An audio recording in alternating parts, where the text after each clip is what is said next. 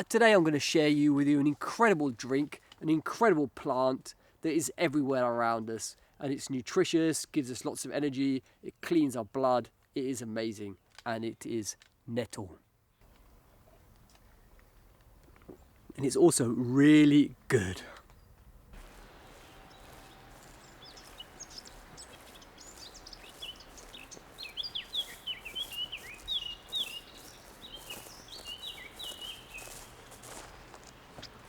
And here we have a beautiful clump of nettles.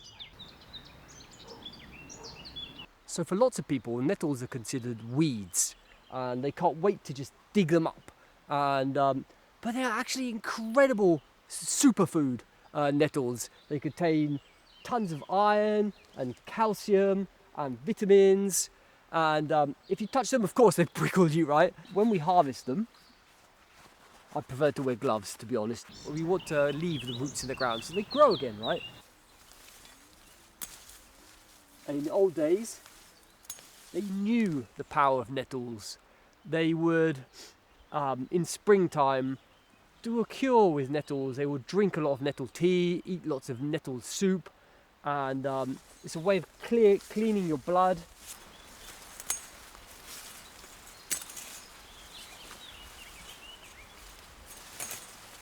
And there are also stories about this famous mystic Milarepa, yogi and poet, who would basically eat only nettles. And he was referred to as the green mystic because he ate so many nettles that his skin was green.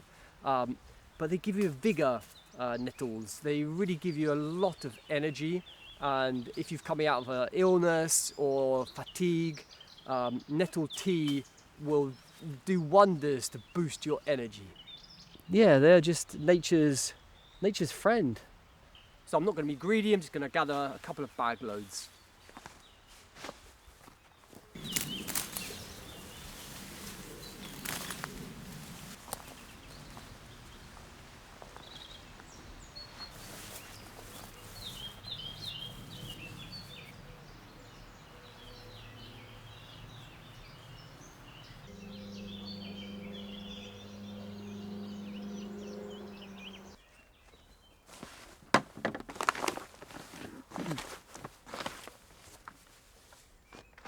So we're just going to cut off the top bits of the nettles like this, and we're going to let them dry out to make wonderful teas, herbal teas with them. And you can also cook with the dried ones. And then we're going to separate other ones and cook them for our lunch today. And the big pieces that are left, we're just going to pop them, going to cut them in half, put them into this bucket here, and we're going to make some compost teas with that, which is beautiful and nourishing for our plants in the garden.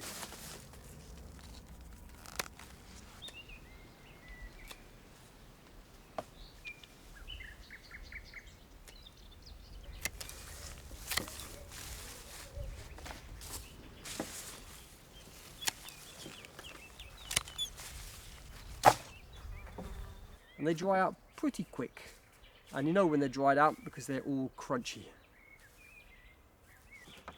And if you picked them up in somewhere a bit more public, you might want to give them a good rinse before you dry them, right?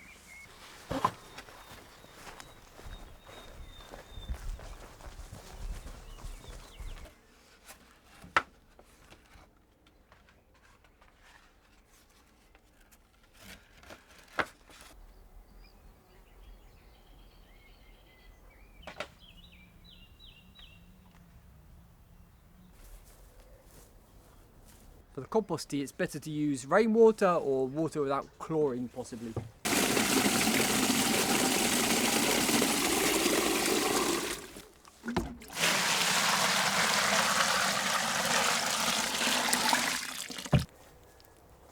So we're just going to mix it up a little bit now.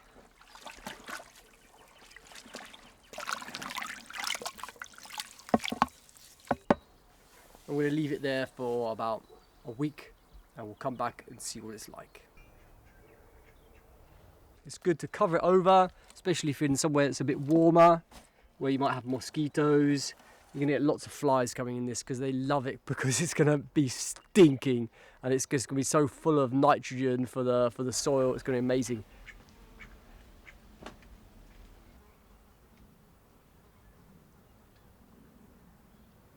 Ah, look at it after a week. How delicious it's looking. What a beautiful colour. And it's really, really stinky.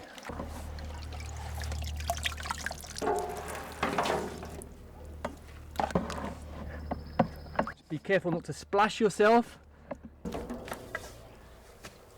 And we need to dilute it before we can give it to some plants. We're going to dilute it now and give it to some zucchini plants.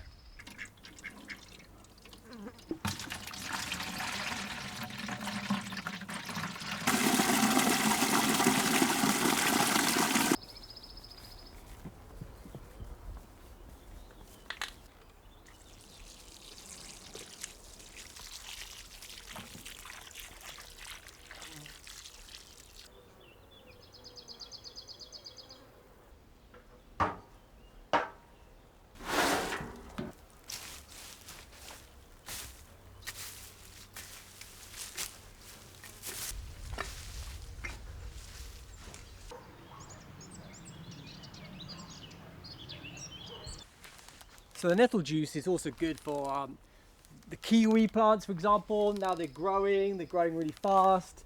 They need this to help them really grow and grow strong.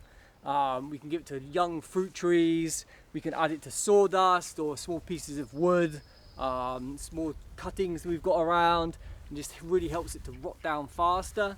So the joy in all of this is experimentation. It's playing around. It's interacting with nature. It's not forcing anything.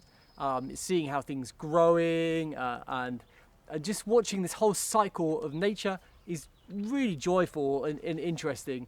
And people say that gardening really is the best form of physical exercise. If you've enjoyed this video, please like and subscribe, and catch you in the next episode. New video every Wednesday.